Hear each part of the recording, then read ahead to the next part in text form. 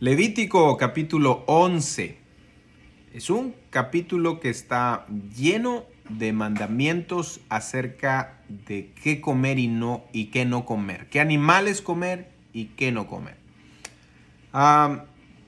Desde a partir de este capítulo 11 comienza una sección nueva, digámoslo así, que abarca 5 capítulos para abordar temas como la inmundicia ceremonial y la eliminación de la inmundicia. ¿De acuerdo? Entonces, los siguientes 5 capítulos, incluyendo este capítulo 11, vamos a hablar, o Levítico va a hablar de eso. Los 10 capítulos anteriores están relacionados con las leyes de los sacerdotes, de los sacrificios, pero ahora vamos a ver leyes relacionadas con la vida cotidiana de los israelitas. A Dios le interesa ver los detalles de nuestra vida, por eso es Dios. Así que Él da sus mandamientos en cuanto a lo que pueden comer y a lo que no pueden comer. Es lo que vamos a ver en este capítulo. Voy a tratar de ser breve en este resumen. Primero empieza con los animales que pueden comer. Bueno, antes de eso, estas leyes es muy claro que les ayudaron al pueblo de Israel para guardar la higiene y la salud. Muchas enfermedades, escuchen bien, muchas enfermedades y problemas se evitaron a raíz o debido a la obediencia de estas leyes que vamos a leer. Así que no es que no tengan sentido, tienen mucho sentido.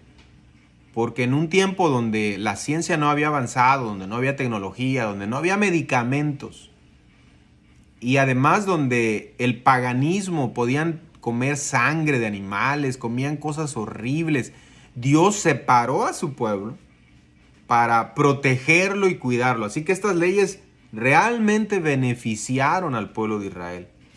Si hubiera existido un doctor en ese tiempo, hubiera dicho, wow, qué bueno Dios que estás prohibiendo estas cosas. Hoy los doctores pueden dar fe de que estas leyes ayudaron mucho al pueblo de Israel. Bueno, comienza el capítulo con los mamíferos terrestres, que son los más comibles, digámoslo así, ¿no? Los que más se comen. ¿Cuál era la regla? Los que rumían o que tenían pezuña, esos no se podían comer. Y los que tienen pezuña hendida y que rumían, estos sí se pueden comer. Así de sencillo, ¿no? El cerdo, por ejemplo, que tiene pezuñas y es de pezuña hendida, pero no rumía, o sea, no tendría que ser las dos cosas, ¿no? O una u otra. El cerdo no rumía, pero era inmundo por las pezuñas.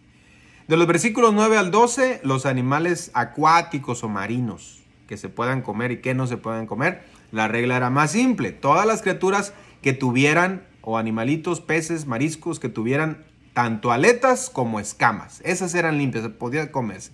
Aletas y escamas. Los versículos del 13 al 19, ¿qué aves se podían comer? Aquí no se establece ninguna regla, sino se dan 20 aves que no se podían comer. Ahí está, de los versículos del 13 al 19. Versos del 20 al 23, insectos que se pueden comer y que no se pueden comer. Entre los insectos, todos los insectos rastreros que se consideraban inmundos, como las hormigas o las larvas, no se pueden comer. Del verso 24 al 28, la eliminación de los cadáveres de los animales impuros. O sea, Dios fue tan cuidadoso que estos animales impuros podían traer enfermedad a los judíos. Así que el que tocaba un animal inmundo de estos que ya se describieron, se ponía en una pequeña cuarentena hasta la noche. Esto significaba, por ejemplo, que si encontraban una rata muerta en la aldea, era cuidadosamente sacada, eliminada, y la persona que tocara esa rata tenía que estar en cuarentena hasta la noche. Versos 29 y 30, más animales inmundos que se arrastran sobre la tierra, reptiles y otros animales rastreros. Eran inmundos, la comadreja, el ratón, la rana, el erizo, el cocodrilo. Nada de eso se podía comer y era inmundo. Versos del 31 al 38, se nos habla de la transmisión de la inmundicia de los animales inmundos, ¿sí? Por ejemplo, si un roedor se arrastraba dentro de una vasija, ahí dice la ley, se tenía que romper la vasija. O sea, todo esto hizo que no se transmitieran enfermedades. Del versículo 41 al 43 se nos habla de otros animales que no se podían comer. Animales rastreros considerados inmundos. Ya están definidos del versículo 29 al 30, pero aquí se vuelven a repetir. Todo lo que anda sobre el pecho y todo lo que anda sobre 4 o más patas de todo animal que se arrastra sobre la tierra, no comeréis. Y por último, de los versículos 44 al 47, se nos dice el propósito de estas leyes.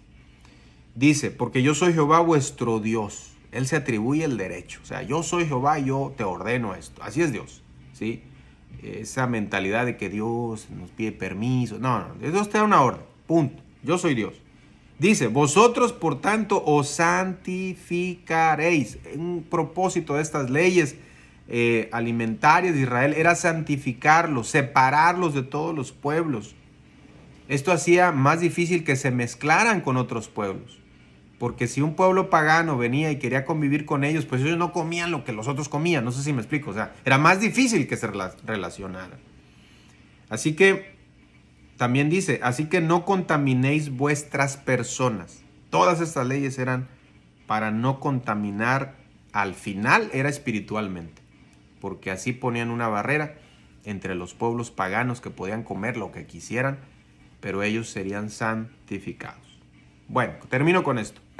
Algunos cristianos creen que hoy en día estamos obligados a seguir estas leyes. Obviamente no.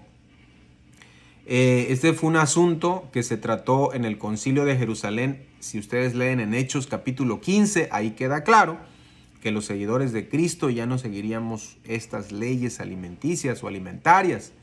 En la visión que tuvo Pedro cuando fue a predicarles al primer gentil, Cornelio, si no mal recuerdo, el Señor le dijo, no le llames tú inmundo a lo que yo he limpiado, y eran animales inmundos.